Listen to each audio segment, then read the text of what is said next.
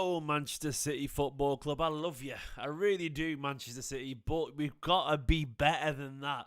City have just beat Bournemouth 1-0 at the Vitality Stadium to go second in the Premier League, 1 point behind Liverpool. And it wasn't pretty at all. It really wasn't. That was a war of attrition. We just about scraped the 3 points. And to be honest, I think Bournemouth probably feel hard done by for not getting an equaliser in the end. They absolutely had their chances and their moments and were largely just as good as we were. Maybe we created a couple more slightly better, bigger chances, but they had the territorial possession. They were good in that second half. And we've just got away with it a little bit, if I'm being really honest with you. We have genuinely just got away with it thanks to some big saves and a little bit of fortuity. That wasn't an ideal situation, and I am reasonably fine with just winning games every now and then, but I'm also very aware that coming up very soon is a whole bunch of games that are going to be a lot more testing, on paper at least, than Bournemouth away. Bournemouth are a good side, by the way. Bournemouth absolutely played like their life depending on it today. We've got to give that the credit that it deserves.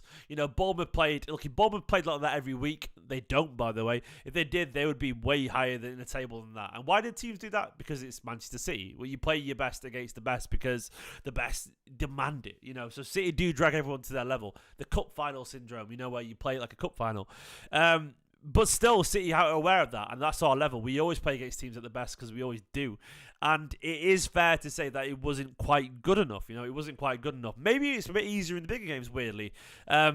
I'm not downtrodden by that, but so far, I understand why people may be a little bit frustrated. Because, look at our results. 2 1-0s in a row, a 1-1 against Chelsea. It's not that pretty, is it? It's not that pretty. We aren't blowing teams away. We're watching Liverpool and Arsenal sort of stroll through games.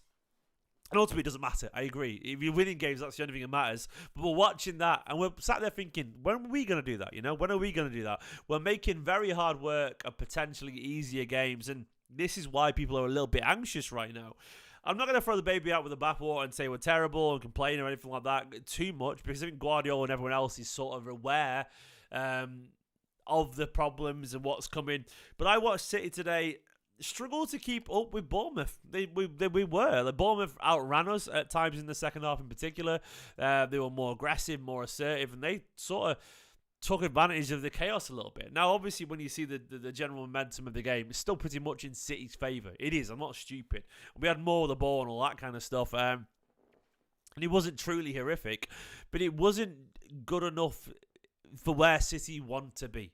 It was good enough to win the game. It was obviously just about good enough to win the game. But my bigger picture is looking at where Man City are right now and the quality that Liverpool and Arsenal are showing. And based on that, at some point, we're going to have to start projecting confidence, and we're going to have to give them a reason to feel a bit of fear. And I do think in a title race, that comes into it. You've got to make that other team be scared of you. You've got to make Liverpool and Arsenal feel that City aren't going to drop points. And right now, City aren't playing at a level that is inducive of that. It isn't going to make those teams go, oh wow, this is terrifying. They're not playing at that level. We have to be better than that. And it was terrifying watching City sort of hang on at the end there, and Bournemouth waste crosses and waste half chances, and watching Anal make that header towards the end, I thought that was dropping in the near post. I thought the narrative was written. I thought Anal was going to pop it in the far corner, the former City Football Group signing, and he was going to equalise, and that was going to be City dropping points, probably deservedly so as well. Didn't happen, thankfully. And it is nice that we get great wins. And I do agree largely with the narrative that, if you can just get the win and get through, that's all that matters. It is. It's absolutely true. But it's going to catch up to us at some point if we're not controlling games better than that, You have to. You have to. Snooker Stones with the super chat. Thank you so much, mate. Massively appreciated. Said, let me just line it a little bit better. Sorry, where have you gone? Oh, dragging you the other way. That way. It's around there, is it? Says, I actually think, he said, where is it? 1 second, or he or she, said, I actually think winning by digging deep today will help the confidence in defence going forward compared to a 5-0 win. City singing the blues today. Maybe, mate. I think they just missed chances. But I guess your overall point, and I get it, hopefully you're right, because we're going to need that, We're going to need that confidence from that, because it wasn't perfect. And thank you so much for the super chat. It is hugely appreciated, Snooker Stones. Thank you so much, mate. But I mean, the fact that we kept a couple of clean sheets, it's funny, isn't it? We couldn't keep a clean sheet, but when we were scoring goals and winning games comfortably. Now we've won games, not playing that well, but we kept 2 clean sheets back to back. You'll take it right now. It is nice. But We have to be better. We have to be better. Hopefully you're right, my friend. Hopefully you are. I'll jump over to obviously to the big screen and we can see the stats and so on. City with 1.57 XG to their 0.87 in the end, 62% possession.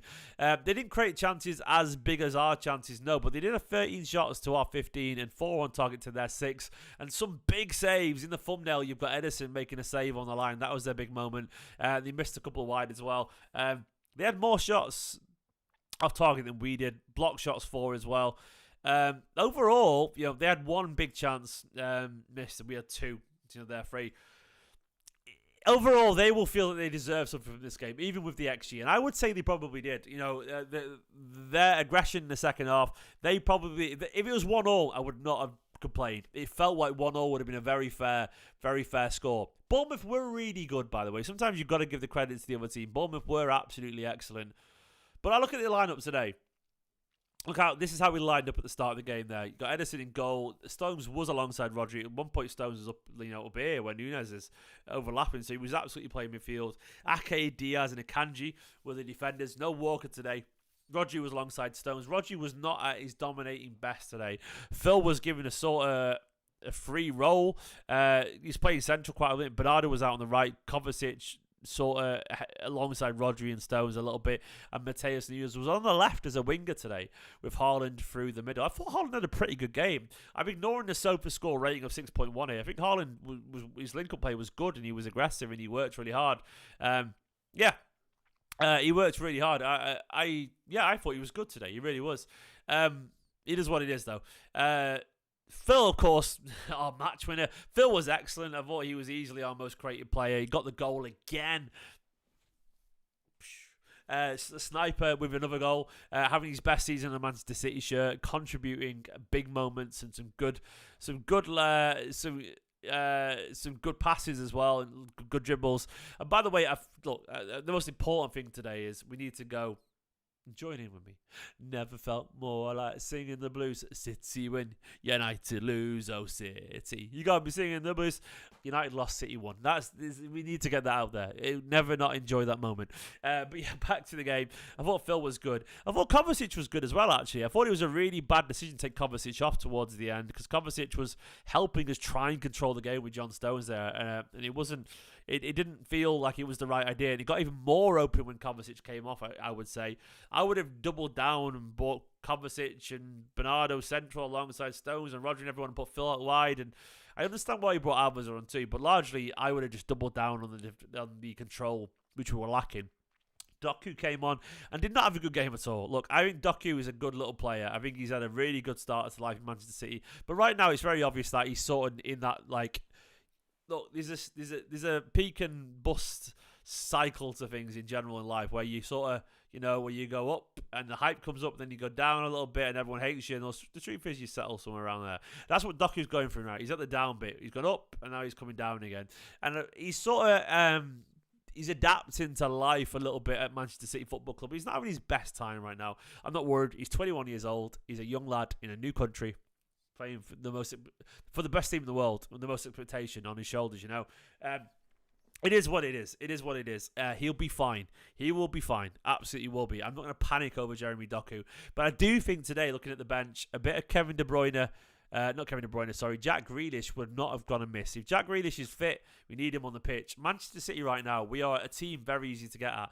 I really, really, really, really want us to try and find a way to control games. Absolutely, I want us to try and slow things down a little bit. I want to see a boring 2-0 where we pass, keep the ball, control it, because it feels very open this season. It really does. And it feels like we sort of played into the hands of that a little bit, I think the idea, when look at the lineup, the idea with Stones, Rodri, and Kovacic and Phil was sort of to control it a little bit in the middle. With Nunes, a really powerful on the left, the idea was to sort of get him on the counter, wasn't it? And we did do that a couple of times, man. We did do it a couple of times, but it wasn't like we didn't nail it. We didn't nail it. We didn't nail that balance between transition and controlling it. And we didn't know when to slow things down and when to sort of go on the counter. And Bournemouth played into the hands massively. I didn't think we defended pretty well in the first half. They only really had that a couple of long range efforts. Solanke sting the keeper's hands, and that was it really. I think the first half, but the second half was way more open. But still, we won. We did win. That's what matters. it's on Pep now to sort of change things a little bit and calm us down. Because you've got the matches coming up, you know.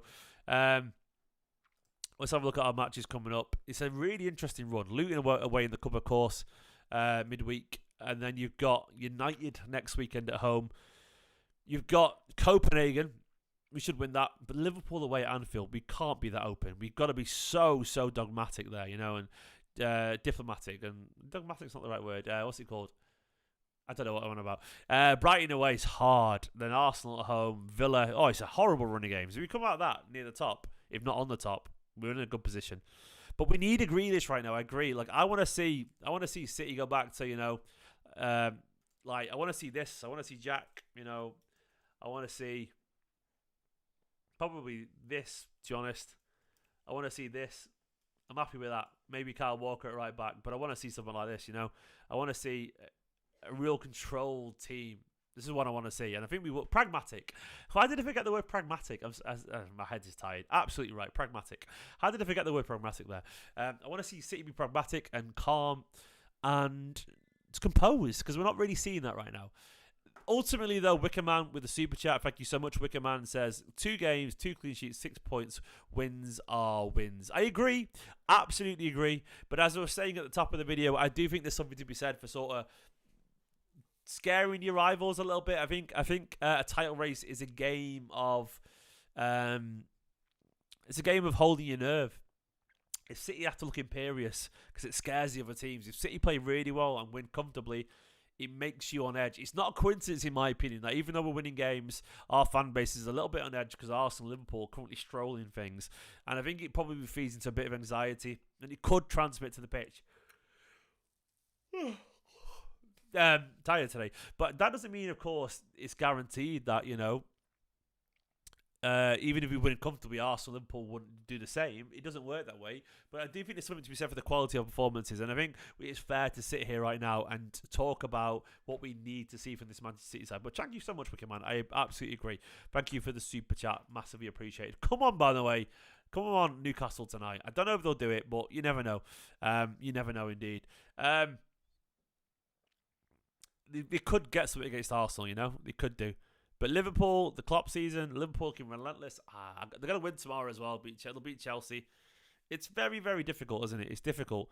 Bournemouth were really good, you know? And right now, we are not quite good enough, you know? I don't think it was horrific, but we have to be better. We have to be very better. We have to be better than this. And Guardiola knows that, you know. I can't teach Guardiola to suck egg because that man literally is an egg, you know, a beautiful egg, the best egg in the world. But we know this right now. And I expect Guardiola to revert to type and go more control and control. Nunes, by the way, was okay on the left. Obviously, he played as a left winger today. He had a decent game. He's not a left winger. I don't think personally he is a Manchester City player yet in terms of style. A lot of great attributes. But he doesn't really see as an option there for me. He's a decent backup option, but he's not really an option there for me. I thought Kovacic did a good game. Bernardo was fine. Stones, Rodri, fine today, not the best. I actually thought Ake had an uncharacteristically difficult time. Semenyo beat him a few times, actually. Semenyo actually, he had a Neto game today. He fell over a couple of times. Ake, I love him, but he struggled today against Semenyo's pace. He was well up for it, and he had the game of his life, you know. Diaz, excellent. I thought Diaz was really good. Akanji had a good game too. Edison with some massive saves. I love you, Edison. Absolutely huge. And I think that was sort of it, really. Haaland was okay. It was it was a 5 out of 10 performance, an average performance that was just enough to get a victory. It's not Manchester City's levels. It's fine to get the points, but we need at some point to see the signs of a spark. I am not going to complain too vividly. We are winning. That is all that matters. And I think the true test of our performance usually comes in the big games. I do expect Manchester City to up the levels. We usually do. We do get better in the big games. Liverpool, United, Villa, Brighton, Arsenal. That is a ridiculous run of games. That is going to define our season. We will know when you look at Manchester City's fixtures coming up. We will know by the start of April, the 4th of April, after that, the 5th of April, we will know if City are going to win the league or not. I know it sounds so basic, but we'll know after the Arsenal game maybe. The Villa game's on the 3rd. We'll know after that if we're going to win the league. It's simple as that. And it's weird to be in that situation But that's where I think we are right now. Marcus Ninja with the super chat says, same defence that won the Champions League. I had faith. Absolutely. It was a bit chaotic, but yeah, they hung on, and it's a good Manchester City side, isn't it? It's a good Manchester City side. We've got a defence there. But guys, we got the win. I haven't got my thoughts fully. I need to digest a little bit more stats and some more thoughts and all that kind of stuff. So do let me know down in the comments what you made of the game today. Thank you to everyone who joined my watch along on this new platform called Tifo. Not the Tifo that you guys know, a new platform called Tifo. It was like a test watch along over there, and I really enjoyed it. It'll be open soon for more people to join. It was good fun. And let me know in the comments what you made of the game today. 5 things learned back tomorrow, of course. For now, though, we won, and that is all that matters. Give the video a like, subscribe while you're at it. Come on, you Geordies. In a bit. Bye-bye.